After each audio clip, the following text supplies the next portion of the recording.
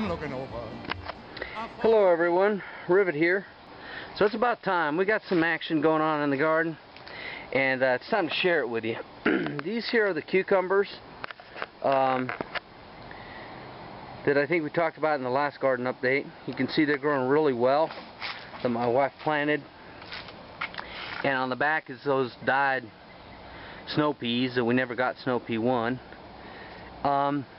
Here are her tomatoes, and you can see they got tomatoes on there. They're looking good. What did I say they were? Celebrities. Yeah, so we got 4. They're looking decent. And of course the row of marigolds here. They're looking kind of shabby, but we've had some serious heat.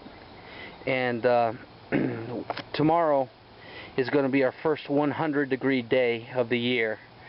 And it's been in the high 90s every day so far for the past 4 days. So summer's here and it's rocking. So let's go a little further else, and we'll look at some hot chili peppers.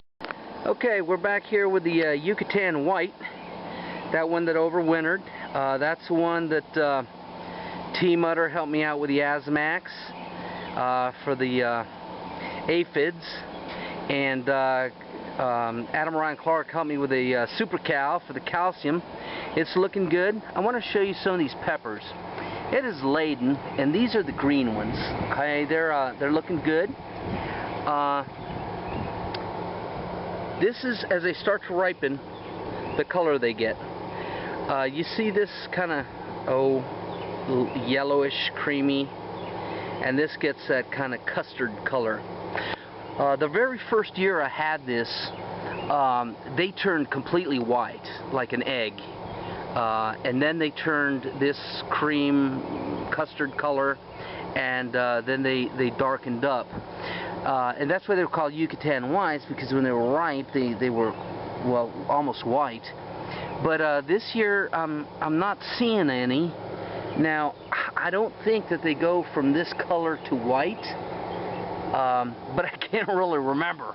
Definitely got that beautiful habanero taste, but they're fruitier. They've got a more vegetative flavor, and they've got a little smokiness, kind of like a toasted undertone. So anyway, they're a good plant. I'm happy with it, and you can see how bushy it is. It's doing real good so far. This one here, what is this baby? Oh, it's a backluti. Yeah, this is the one that looks like it's 2, but actually it's split at the ground level. It's a Tunisian plant. You can see how it's doing really well. These guys have really enjoyed that Dr. Earth food, and that and some compost tea foliar spraying is the only food they're getting. And you can see how nice the plants are compared to the last video. This is the other one, the other backluti. This one was looking kind of shabby during the last video, but it's grown nicely. This one here is the Peri Peri. I thought it was going to die. These are the ones from Zambia that a guy sent me a couple years ago. These are the seeds. It's finally kicking into gear. That one there is a Habanero. Again, it's split down there. This is a little one that I thought died, and T. Mutter said that, you know, as long as it had roots, it'll live. Sure enough, it's looking good. Let's zoom into that little baby. See how it's looking nice, healthy, and it's been here out in the heat, frying, and it's just going to town. This is definitely a habanero here, doing well. And this is my Bujalokia. That Bujalokia was looking, well, dag, it didn't even have its first true leaves 3 weeks ago, I don't think. And look how it is now, doing real nice. There's basil and the herb garden. You can see all kinds of herbs. The chives have really taken a beating from the heat. You can see that. But the rosemary is just doing all kinds of good. You can see all kinds of, some look good, some don't. We got some roses here going on that my wife's growing. Now, here we go to another one of these famous unknowns. This one, I'm thinking this one might be a jalapeno. But I don't remember planting any jalapeno seeds, so I can't tell you. It's going to have to either be a boot jalapeño or it's going to be a habanero. This one here is, oh, I got them written down. Boot jalapeño. Looking good. Nice fat leaves. They're starting to curl a little bit. It's a good 85 plus, and it's only 10 o'clock in the morning. These are the magical mystical ones. They were tiny when you last saw them, and they're in the yellow pots. You can see how nice they are growing. That Dr. Earth stuff really kick-started them, and they really did well. I had to put them in the shade for about a week until they grew a little bit, but now they're taking the full sun and they can handle it fine. Over here's the fish peppers. This is really the only plant that I got left that's surviving.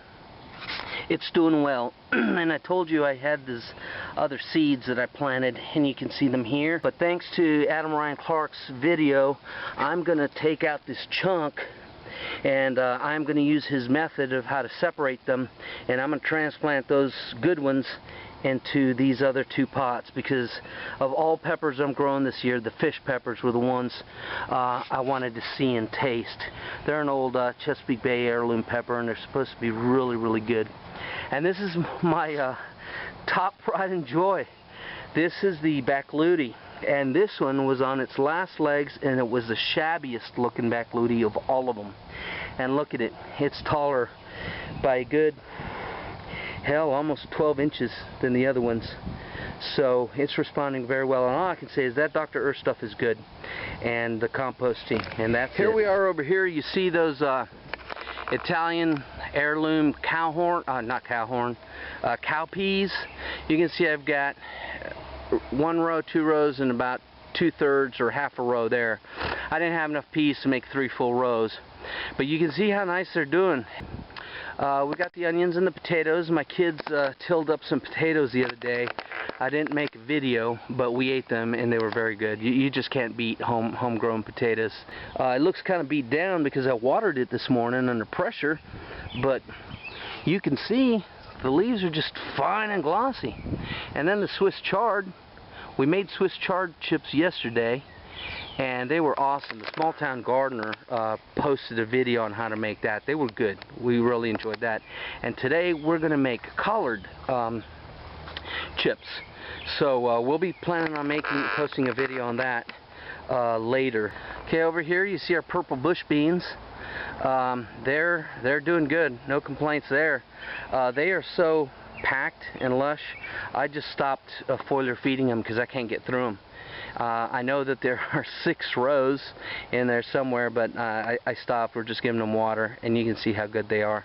I want to show you a couple of our Marconis here that we got growing. We got peppers already on some of these plants, and I don't know if you guys have ever tried a Marconi, but as far as a bell pepper, they're delicious. And I want to show you this one here, how big it is. I discovered this one this morning when I was just walking around seeing what's going on. So we're getting a lot of fruit. These, oh my goodness, look at this one. I didn't see these two. That's good sized peppers there. We're going to wait till they turn red, but you can pluck them green and just throw them on the barbecue grill while you're grilling burgers or something. Delicious stuff.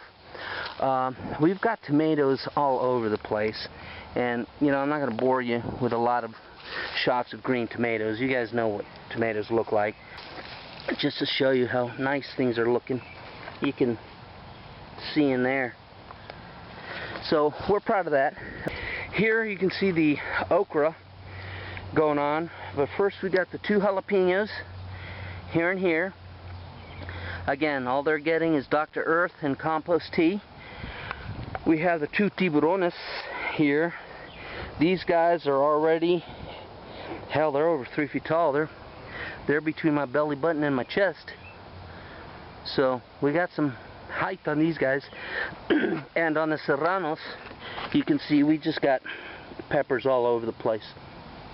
I've already eaten a couple off these plants already, and let me tell you, they are flaming hot. Okay, which is good because I like them hot. But I'm planning on leaving these on until they turn a little red, because I like the flavor when they turn red. They get a little duskier. So we're good. I'm very happy with this. But I want to talk to you about the okra. As you can see here, from there all the way up to about there, that's a cow horn. And that's the heirloom okra. From here on out is we have the Clemson spineless, which is, I guess, a breed, more modern. And you can see the difference in the okra. And these places overall get the same amount of sun over the period of the day. They've gotten the same amount of water, same amount of foliar feeding. And you can see the difference in the size and the growth. Now, I'm sure they're both good, but I've never grown okra before.